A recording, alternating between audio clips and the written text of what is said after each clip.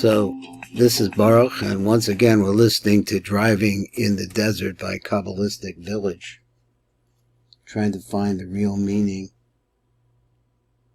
of Kabbalistic music. At any rate, we're trying to get off here at the Tikkun Elevator Kollel, and I am your lift manager. And I'd like to read to you a little bit of what Rabbi Mimran said at the last juncture. He wrote like this: what force binds combinations of subatomic particles into atoms and eventually molecules? He says the answer is the power of Hashem, the Creator, who is beyond and behind all creation. So let's come over here and let's see the next piece. This is a piece that's really written by the Groa, the Vilna Gaon, and the Yal Or. He wrote like this: there is never a moment, God forbid, where there is absolutely no dvekus with Hashem and Klal Yisrael. So there is no time when we're not connected. With dvekus, this allows the world to continue existing. The Jewish people represent the pipeline of Kedusha from the Holy One, blessed be He, to all of the world.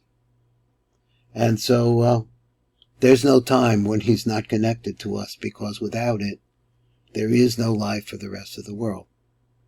So a lot of the world, of course, is against us and against God too, but this also part of the deal. There's a positive and a negative. So let's read what Rabbi Mimran is saying now.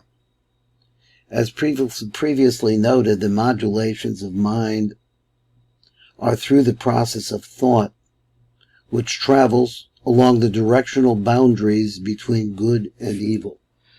Let me get a little drink here.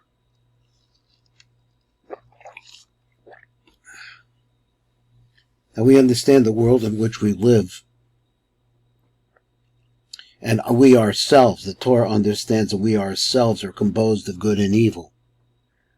So he says that thought travels along the boundary between the two. Could be this way or that way, maybe he means. He says, as we have learned above, where you think is where you are. So if you're thinking evil, you're in evil right now. If you think in Kedusha, you're in Kedusha.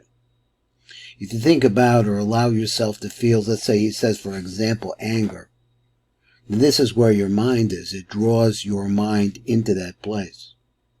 And then he says, yet do not think anger to be a simple feeling in your head. He says, this is what he wants to say. It's a strong statement.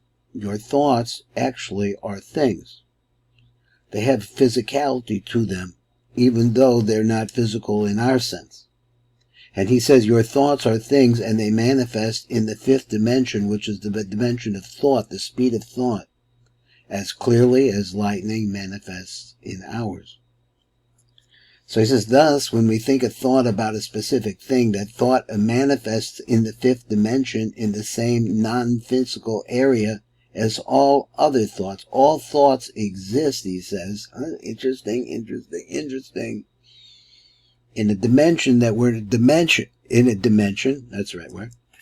In a dimension that's, I guess it's beyond thought. It's the depository of thought. But it has that level of physicality to it. It's something. According to the latest theories in nuclear physics of subatomic particles, so we're talking about, once again, that atomic microscope, the most smallest conceivable forms of matter, according to the latest theory as of the writing of this book, are called superstrings. The super tiny forms of matter, millions of which make up a mere single subatomic particle. So just imagine that we have no ability to be able to really get that small, to be able to understand it, but this is what they think. These are said to be in the form of little superstrings. What makes matter bond together, now that's the question, and form different patterns, is how these superstrings are said to vibrate. Of course, we're looking for the one who causes them to vibrate, that is the Creator. In other words, the superstrings are like the strings on a guitar or violin. When they are plucked, music is made and sound is formed. Thus, when these superstrings vibrate, sound is formed and matter is created. This is the great secret. Now we have to listen to the secret now, of how so-called tzaddikim are able to bring about apparent miracles in nature, using thought, focus, kavanah, and sounds of the holy alphabet. Now we should say this again because all of us, or many of us who learn this material, are thinking about we need a bracha. So here he's coming over to tell you that tzaddikim in the past and in the present are able to do amazing things. How? They're able to bring about apparent miracles in nature using thought, focus, kavanah, and sounds of the holy alphabet. They simply create a picture in their minds of an alternative reality and understand this. It's not just a simple picture. They understand the components of reality. Then they channel the image of it into the power of speech. In other words, they speak words of prayers or gaze at the Shemot HaKadoshim. Now, so that's simple enough. Once the energy of sound is activated, but now you're starting to make sounds. And so we're listening to this Kabbalah music and trying to understand the sounds, but also the sounds, we're trying to put them into kavanos, which people may call, some people call meditation, but the Kabbalists call them kavanos. Once the energy of sound is activated, a change in the physical matter occurred, because apparently he's saying that tzaddikim are so pure in their thought patterns and so deep in their understanding of how it is that these prayers are vibrational.